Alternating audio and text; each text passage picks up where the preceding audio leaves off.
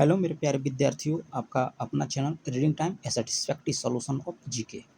तो एनसीईआरटी सार संग्रह जो हम लोग महेश बर्णवाल का देख रहे थे, तो बीच में जो है आपको आधार सीरीज दिया गया था, ठीक है।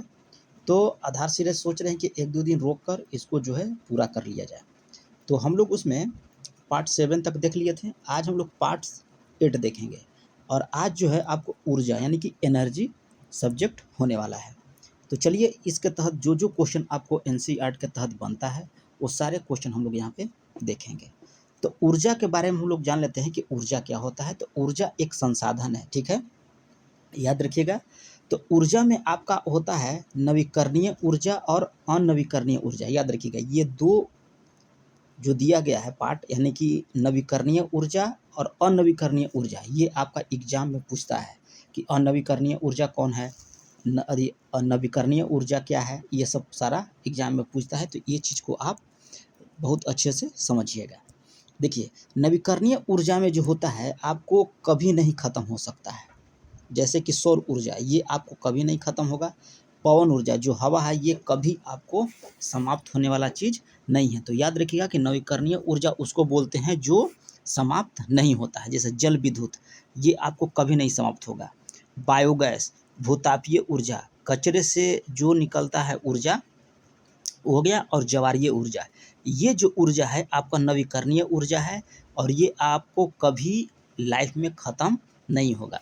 जबकि अनवीकरणीय ऊर्जा जो कहता है, जैसे कोयला हो गया, पेट्रोल हो गया, प्राकृतिक गैस, परमाणु ऊर्जा और सेल, ये सब जो है आपको ख़त्म हो जाएगा। तो जो ख़त्म होने वाली ऊर्जा होती है उसको अनवीकरणीय ऊर्जा बोला जाता है, और जो ख़त्म नहीं होगा उसको बोला जाता है आपको नवीकरणीय ऊर्जा।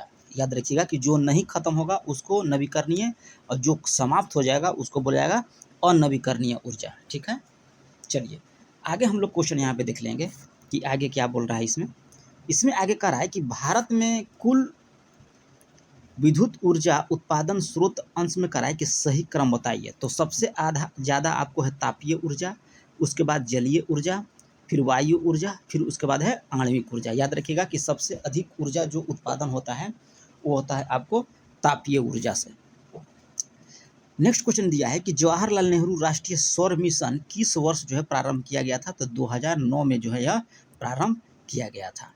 जवाहरलाल नेहरू सौर मिशन का उद्देश्य जो है आपको 2022 तक 20,000 मेगावाट क्षमता वाली जो ग्रिड की स्थापना करना है। याद रखिएगा, जवाहरलाल नेहरू राष्ट्रीय मिशन योजना के तहत जो है 2022 तक 20,000 मेगावाट क्षमता जो है आपको ग्रिड को स्थापना करना है। काकरापाड़ा, याद रखिएगा कि परमाणु विद्युत संयंत्र जो है आपको गुजरात में पड़ता है। याद रखिएगा, ये क्वेश्चन देता है, मैचिंग सेंटेंस में ज़्यादा देगा। तो काकरापाड़ा पड़ता है आपका गुजरात में। और भारत में कह रहा है कि पेट्रोलियम अग्रणी उत्पादक वाला राज्य कौन सा है। तो ये आपको पड़ता है गुजरात। नेक्स्ट क्वेश्चन दिया है कि पेट्रोल उत्पादक क्षेत्र लूनेज किस राज्य में पड़ता है। तो लूनेज आपको पड़ता है गुजरात में। डायरेक्ट पूछेगा कि लूनेज किसके उत्पादक के लिए प्रसिद्ध है, तो आपको पेट्रोल उत्पादक के लिए आंसर देना होगा। अब ये आपको पड़ता है गुजरात में। अगला क्वेश्चन यहाँ पे दिया है कि भारत वाणिज्यिक ऊर्जा के लिए मुख्यतः जीवाश्म ईंधनों पर निर्भर है। भारत में कुल स्थापित विद्युत क्षमता में से 69.4% आपको विद्युतीय ताप है, जिसमें कोयला, पेट्रोलियम, प्राकृतिक गैस शामिल होता है। और 14.8% याद रखिएगा कि अक्षय ऊर्जा का स्रोत है। 13.9 ऊर्जा पनबिजली और 1.9 ऊर्जा जो है आपको परमाणु ऊर्जा से विद्युत ऊर्जा प्राप्त होता है। इसी प्रकार याद रखिएगा कि गैर वाणिज्यिक ऊर्जा लगभग 60% जलाउन लकड़ी से प्राप्त होता है, और गोबर से आपका 30% और अवशिष्ट पदार्थ से आपका 10% ऊर्जा जो है आपको प्राप्त होता है। राणा प्रताप सागर बांध जल विद्युत गृह कहाँ पे स्थापित किया गया था। तो ये आपको कोटा राजस्थान में स्थापित किया गया था। पवन ऊर्जा का उत्पादन किस राज्य में सर्वप्रथम है तो होता है। तो आपको तमिलनाडु में जो है सबसे अधिक मात्रा में वाइंड एनर्जी का उत्पादन होता है। चलिए इस साइड हम लोग देख लेते हैं, इधर क्या दिया था क्वेश्चन। तो इधर आपका दिया था कि भारत में प्रचुर मात्रा में उपलब्ध नाभिकीय ईंधन कौन सा है। तो प्रचुर मात्रा में नाभिकीय ईंधन आपका है थोरियम, ठीक है। भारत का कौन सा सेल का राज्य तंत्र कोयला भंडारों में प्रमुख क्षेत्र है। तो आपको गोंडवाना तंत्र। याद रखिएगा कि सेल तंत्र में कोयला भंडारण में पूछ रहा है तो गोंडवाना तंत्र हो जाएगा। भारत के कह रहा है कि कोयला उत्पादन अग्रणी 3 राज्य बता दीजिए, तो आपको उड़ीसा, छत्तीसगढ़ और झारखंड याद रखिएगा कि कोयला उत्पादन में सबसे 3 अग्रणी राज्य है, यानी कि सबसे अधिक आपको उड़ीसा में है, उसके बाद छत्तीसगढ़, उसके बाद आपका झारखंड में उत्पादक होता है। भारत में कह रहा है कि सर्वाधिक कोयला भंडार किस राज्य में है, तो ये आपको भंडारण के हिसाब से पूछेगा तो झारखंड, लेकिन उत्पादक के हिसाब से पूछेगा तो आपको उड़ीसा हो जाएगा, छत्तीसगढ़ तब झारखंड, लेकिन यहाँ देखिए कह रहा है भंडारण के दृष्टि से तो ये हो जाएगा आपको झारखंड। ये क्वेश्चन आप लोग जब पढ़िएगा तो ध्यान से पढ़िएगा कि उत्पादक दिया है कि भंडारण दिया है, अगर इसमें आप गलत करते हैं तो आपके साथ खेला हो जाएगा। चलिए आगे यहाँ पे कह रहा है कि भारत में ताप विद्युत जो केंद्र है आंध्र प्रदेश में याद रखिएगा कि भरतचलम है, कोटाकुडेम है, मानगुरु और नेल्लोर में है, रामकुंडम और विजयवाड़ा आपको तेलंगाना में पड़ता है, और बोगाई गांव और चंद्रपुर कामरूप ये आपको असम में है, बरौनी कहलगांव ये आपको बिहार में, कोरबा आपको पड़ता है छत्तीसगढ़ में। दिल्ली में देख लीजिए एक है बदरपुर, इंद्रप्रस्थ और राजघाट, ठीक है। हरियाणा में देख लीजिए फरीदाबाद, पानीपत, यमुनानगर, जम्मू कश्मीर में कालाकोट याद रखिएगा। झारखंड में बोकारो, सतपुड़ा स्वर्णरेखा नदी पर है, मध्य प्रदेश में अमरकंटक, सतपुड़ा और सिंगरौनी, मणिपुर में देख लीजिए लोकटक झील में पड़ता है आपका, और पंजाब में देखिए भटिंडा नगर और रूपनगर, उसी तरह से आप उड़ीसा में बाली मेला और तालचर, ठीक है। चलिए यहाँ पे दिया है कि विश्व का सबसे लंबा बांध जो है हीराकुंड बांध है, जो आपको उड़ीसा राज्य में महानदी पर स्थित है, याद रखिएगा विश्व का सबसे लंबा बांध कौन सा है, तो हीराकुंड बांध है, जो उड़ीसा राज्य में आपको महानदी पर निर्मित किया गया है। यहाँ पे दिया है देखिए कोयला का प्रकार, ठीक है, तो हम लोग देख लेते हैं। कोयला का प्रकार आपको होता है पीट कोयला, लिग्नाइट कोयला, बिटुमिन्स कोयला और एंथ्रासाइड कोयला है, ठीक है। पीट कोयला को हम लोग निम्न कोयला के नाम से भी जानते हैं, याद रखिएगा पूछेगा कि निम्न कोयला के नाम से किसको जाना जाता है, तो पीट को। भूरा कोयला के नाम से आपको लिग्नाइट को जाना जाता है, और काला कोयला के नाम से आपको बिटुमिन्स कोयला को जो है काला कोयला, और कठोर कोयला के नाम से जो है आपको एंथ्रासाइड कोयला को बोला जाता है। चलिए याद रखिएगा। और नमी की अधिक मात्रा 40% से कम किस में होता है, तो आपको पीट कोयला में होता है। और जलने पर धुआं अधिक यानी कि 40 से 60% जो उसमें कार्बन की मात्रा होती है वह किस कोयला में होती है, तो लिग्नाइट कोयला में, याद रखिएगा। और 60 से 80% कार्बन की मात्रा किस में होता है, तो बिटुमिन्स में होता है। और जलते समय धुआं रहित यानी कि बेस्ट कोयला माना जाता है, तो आपको एंथ्रासाइड कोयला याद रखिएगा, जिसमें 80 से 90% कार्बन की मात्रा होती है। आगे यहाँ पे दिया है कि नामफुक कोयला क्षेत्र जो है किस राज्य में पड़ता है, तो ये आपको पड़ता है अरुणाचल प्रदेश में। कोरबा कोयला क्षेत्र किस राज्य में है, तो ये आपको छत्तीसगढ़ में है। और प्रसिद्ध कोयला क्षेत्र तालचर जो है ये आपको पड़ता है उड़ीसा में। छोटा नागपुर औद्योगिक क्षेत्र के विकास यहाँ पर कोयले की खोज के परिणाम स्वरूप हुआ था, याद रखिएगा। छोटा नागपुर औद्योगिक क्षेत्र का विकास जो है आपको कोयला की खोज के लिए परिणाम स्वरूप हुआ था। झारखंड में कह रहा है कि कोयला मुख्यतः कहाँ पे होता है, तो झरिया में होता है, याद रखिएगा। झारखंड में कहाँ होता है, तो झरिया में। लिग्नाइट कोयला में कह रहा है कि विशालतम भंडार किस राज्य में है, तो आपको तमिलनाडु में है। विश्रामपुर छत्तीसगढ़ किस खनिज के खनन के लिए प्रसिद्ध है, तो आपको कोयला के लिए, याद रखिएगा। और यहाँ पे देख लीजिए कोयला उत्पादन का क्षेत्र कौन कौन सा है, तो झारखंड में आपको पड़ता है झरिया, बोकारो, करणपुरा और गिरिडीह। पश्चिम बंगाल में रानीगंज, बरजौरा और वीरभूमि। उड़ीसा में आपको तालचर, संबलपुर, ईब नदी घाटी के आसपास जो है आपको उड़ीसा में जो है कोयला निकलता है। मध्य प्रदेश उमरिया, सिंगरौली, ये सब कोयला क्षेत्र जहाँ से निकलता है। छत्तीसगढ़ में देख लीजिए कोरबा, सुहागपुर, सोनहट, ठीक है, यहाँ पे। तेलंगाना में गोदावरी घाटी में सिंगरौनी की तरफ, और महाराष्ट्र में आपको वर्धा घाटी में भी आपका जो है कोयला मिलता है। कोयला में कह रहा है कि सर्वाधिक उपयोग होता है विद्युत ऊर्जा उत्पादन में। पूछेगा कि कोयला का सर्वाधिक उपयोग किस में होता है, तो विद्युत ऊर्जा के उत्पादन में जो है कोयले का सर्वाधिक उत्पादक होता है। भारत में कह रहा है कि सर्वाधिक तेल या ऊर्जा संकट उत्पन्न हुआ था 1970 से 1980 के मध्य, याद रखिएगा। हाइड्रोजन विजन 2025 पेट्रोलियम उत्पादन के भंडार से संबंधित है। हाइड्रोजन विजन 2025 जो है आपको डायरेक्ट पूछेगा कि हाइड्रोजन विजन 2025 का संबंध किससे है, तो पेट्रोलियम उत्पाद के भंडारण से। भारत में पेट्रोलियम तथा प्राकृतिक गैस की खोज किस बेसिन में हुआ था? तो याद रखिएगा, इधर आपका हो जाएगा ऊपरी असम बेसिन में, ठीक है, पश्चिम बेसिन असम में, पश्चिमी हिमालय बेसिन में, राजस्थान सौराष्ट्र कच्छ बेसिन में, उत्तरी गुजरात बेसिन में, गंगा घाटी बेसिन में, तमिलनाडु का देखिए आंध्र प्रदेश और केरल के बेसिन में, अंडमान निकोबार तटीय बेसिन में, और खंभात बम्बई हाई अब तटीय क्षेत्र में जो है आपको मिला था। पेट्रोलियम उत्पादक क्षेत्र आपका जो है ये आपको 4 प्रमुख क्षेत्र हैं, ब्रह्मपुत्र की घाटी, गुजरात की तट और पश्चिम तटीय क्षेत्र, और एक याद रखिएगा कि पूर्वी अपतटीय क्षेत्र। यहाँ पे दिया है आपका कि विश्व में कुल ऊर्जा उत्पादन का 1/4 हिस्सा जो है आपको जल विद्युत से उत्पन्न होता है। 1/4 याद रखिएगा, जितना भी उत्पादन होता है विद्युत का उसका 1/4 जो है आपको जल से होता है। आगे कह रहा है कि भारत में तेल के अन्वेषण का कार्य ऑयल इंडियन लिमिटेड के द्वारा किया जाता है। HVJ पाइपलाइन जो है का गैस परिवहन कहाँ से होता है? तो दक्षिणी बेसिन से आपका होता है। भारत में कह रहा है कि अधिकांश प्राकृतिक गैस का उत्पादन कहाँ से किया जाता है? तो बम्बई हाई से आपका जो है अधिकांश प्राकृतिक गैस का जो उत्पादन किया जाता है बम्बई हाई से। KG-D6 बेसिन किस खनिज के लिए बृहद भंडार है? तो प्राकृतिक गैस का।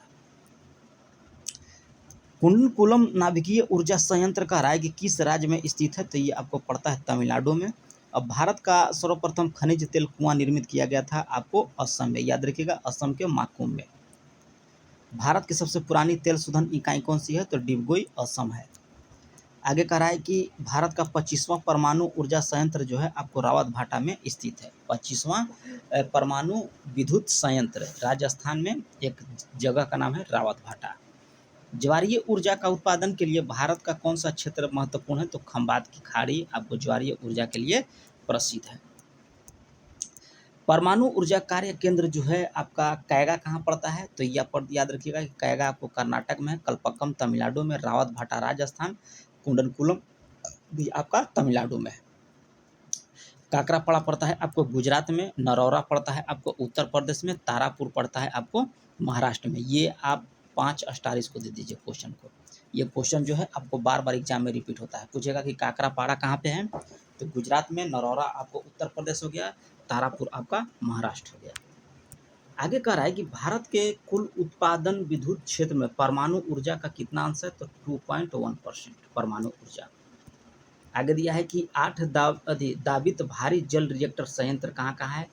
तो नागल ये पड़ता है आपको पंजाब में, ठीक है, जो इसकी स्थापना जो है आपको 1962 में किया गया था। बड़ौदरा पड़ता है आपको गुजरात में, जिसकी स्थापना जो है आपको 1980 में किया गया था। तूतीकोरिन ये पड़ता है आपको तमिलनाडु में, जिसका स्थापना 1978 में किया गया था। कोटा राजस्थान, इसकी स्थापना 1985 ईस्वी में किया गया था।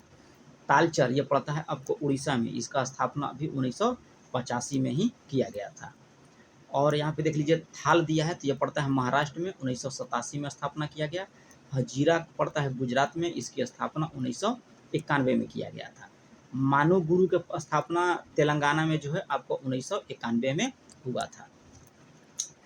इंडियन ब्यूरो ऑफ माइंस के अनुसार जो है भारत में कुल 23 तेल शोधन संयंत्र है, ठीक है। इधर देख लीजिए डिगबोई पड़ता है आपको, जिसकी स्थापना जो 1901 में किया गया था। ट्राम्बे महाराष्ट्र में, विशाखापट्टनम आंध्र प्रदेश, नूनामाती ये आपको पड़ता है असम में, बरौनी बिहार में, कोयली जो है आपको गुजरात में। बरौनी आपको 1964 में जो है स्थापना किया गया था। इधर देखिए कोयली हो गया गुजरात में, फिर कोची आपको पड़ता है केरल में, मनाली पड़ता है तमिलनाडु में, हल्दिया आपको पड़ेगा पश्चिम बंगाल में, बोगाईगांव जो पड़ता है असम में, चेन्नई पड़ता है आपको तमिलनाडु में। ये सब जो है आपको क्या बोला जाता है, भारत का तेल सिद्ध शोधन संयंत्र लगा था यहाँ पे। तो नागपट्टनम कहाँ पड़ता है? तो तमिलनाडु में पड़ेगा। अब इसकी स्थापना जो है 1993 में किया गया था। मथुरा पड़ता है उत्तर प्रदेश 1982 ईस्वी में, और मंगलोर ये पड़ता है कर्नाटक में 1998 में। पानीपत करनाल ये आपको हरियाणा में, इसका स्थापना 1998 में किया गया था। नुमालीगढ़ देख लीजिए, ये पड़ता है आपको असम में, 1999 में स्थापना किया गया। जामनगर आपको पड़ता है गुजरात में, ये रिलायंस कंपनी का है जामनगर। तातीपाका आंध्र प्रदेश में, वाजिनार आपको पड़ता है गुजरात में, भटिंडा पंजाब में, अब बीना जो पड़ता है मध्य प्रदेश में, इसकी स्थापना भी 2009 में किया गया था। यहाँ पे देखिए कह रहा है कि आरपीएल जामनगर और इसार जो निजी क्षेत्र का है, एचपीसीएल भटिंडा और बीपीसीएल बीना संयुक्त क्षेत्र का आपका उपक्रम है। भूटान में भारत के सहयोग से संकोस, मांग देचू, चुखा तथा ताला जल विद्युत परियोजना स्थापित किया गया था। याद रखिएगा, भूटान में भारत के सहयोग से। यहाँ पे दिया है कि विद्युतीकरण के संबंध में संस्थापक, ठीक है, राष्ट्रीय ताप विद्युत निगम जो एनटीपीसी है, इसको महारत्न कंपनी का दर्जा दिया गया है और इसकी मुख्यालय जो है आपको नई दिल्ली में है। अब इसका स्थापना 1975 में किया गया था एनटीपीसी का, ठीक है। राष्ट्रीय पनबिजली निगम जो है इसको मिनी रत्न का दर्जा दिया गया है और इसका मुख्यालय आपको फरीदाबाद में है और इसका स्थापना भी आपको 1975 में किया गया था। ग्रामीण विद्युतीकरण निगम लिमिटेड की स्थापना 1969 में किया गया। अब इसका मुख्यालय जो है आपका नई दिल्ली में है। एनटीपीसी बहुत इंपॉर्टेंट है, ये आपको बार बार एग्जाम पूछता है कि एनटीपीसी की स्थापना कब हुआ, तो 1975 में और मुख्यालय नई दिल्ली में। याद रखिएगा एनटीपीसी, जो जो इंपॉर्टेंट होगा वो हम आपको बताते चलेंगे। राष्ट्रीय गैस प्राधिकरण, याद रखिएगा, गेल का स्थापना याद रखिएगा 1984 में, अब यह पड़ता है आपको मुख्यालय नई दिल्ली में। ये आपको इम्पोर्टेंट है गेल। ओएनजीसी भी आपको इम्पोर्टेंट है, इसकी स्थापना 1956 में किया गया था नई दिल्ली में। गेल का किया गया 1984 ईस्वी में और ओएनजीसी का 1956 में नई दिल्ली में इसका मुख्यालय है। और उसके बाद इंडियन ऑयल कॉरपोरेशन, याद रखिएगा, ये भी पड़ता है आपको इम्पोर्टेंट, 1964 में स्थापना किया गया और इसका मुख्यालय आपका नई दिल्ली में। और फिर वाइल इंडिया लिमिटेड, ठीक है, इसका मुख्यालय नोएडा में है और स्थापना 1959 में किया गया था। चलिए इधर देख लेते हैं हम लोग शीर्ष 5 पवन ऊर्जा उत्पादक। तो तमिलनाडु में सबसे अधिक पवन ऊर्जा है, उसके बाद गुजरात, महाराष्ट्र, कर्नाटक और राजस्थान में। पूछेगा कि सबसे अधिक पवन ऊर्जा उत्पादन क्षमता करने वाला राज्य, तो तमिलनाडु हो जाएगा। उसके बाद दूसरे नंबर पर गुजरात का स्थान आता है, उसके बाद तीसरे नंबर पर महाराष्ट्र का, चौथे नंबर पर कर्नाटक और 5वें नंबर पर राजस्थान। आगे क्वेश्चन दिया है कि भारत में मैग्नीज का सर्वाधिक निक्षेप किस राज्य में आपका स्थित है, तो ये आपको है महाराष्ट्र में।